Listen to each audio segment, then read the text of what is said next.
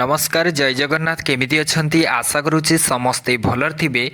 तो वर्तमान पई आपण मानक पई जेहेतु पांचटी बड़ खबर सामना को आसीछि जहाँकि शीत अधिवेशन दु आपण मानक पई पांचटी गुरुत्वपूर्ण खबर एवं ता सहित किछिटा बड़ खबर सामना को आसीछि एवं ता सहित ओडिशा सरकारंकर ए जो पांचटी गुरुत्वपूर्ण अपडेट रहिछि सबुजा खबर विधानसभा रो ही आसीछि। तो समस्त को अनुरोध समस्ते ए वीडियो को शेष पर्यंत देखिए।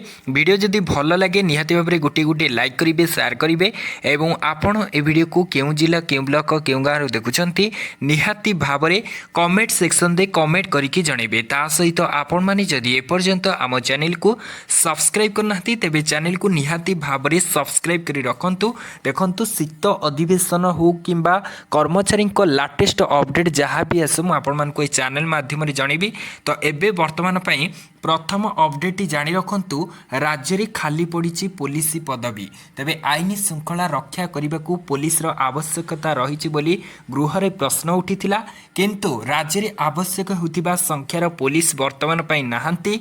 खाली पड़ी 13,373 पुलिस पदवी अग्निशम विभाग में भी 461 पदवी खाली रही। सेहीपरि 2416 होमगार्ड पदवी एवं जेलर रे जहाँकि 862 पदरे नाहांती कर्मचारी जहाँ सूचना देते मान्यवर मंत्री एसबू गृह में प्रश्न उठीथिला।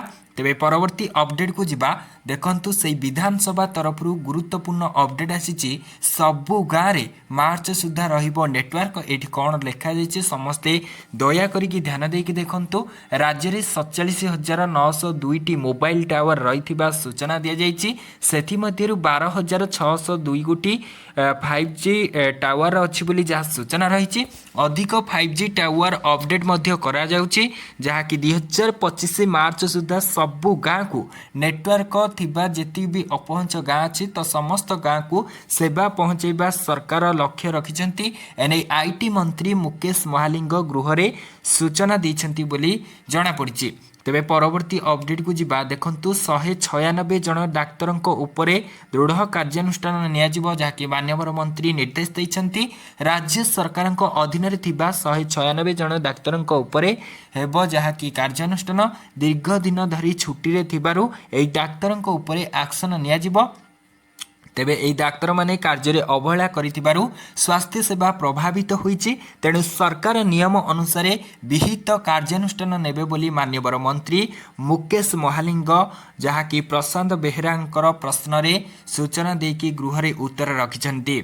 तेबे परवर्ती खबर को आसीबा देखंतु दुर्नीति विरुद्ध रे एक्शन मोड रे मोहन सरकार 5 मासरे 90 बाबूंकर विरुद्ध रे विजिलेंस मामला गृह रे प्रताप केशरी देव प्रश्न करथिले। एने मान्यवर मुख्यमंत्री मोहन चरण माझी उत्तर देइछंती। सर्वाधिक राजस्व विभाग 20 अधिकारी रही एवं पंचायत राज विभाग जहाँकि 18 अधिकारी विरुद्ध रे मामला होईची। तेबे ये थिला आपण मानक पई 4टी बड़ खबर।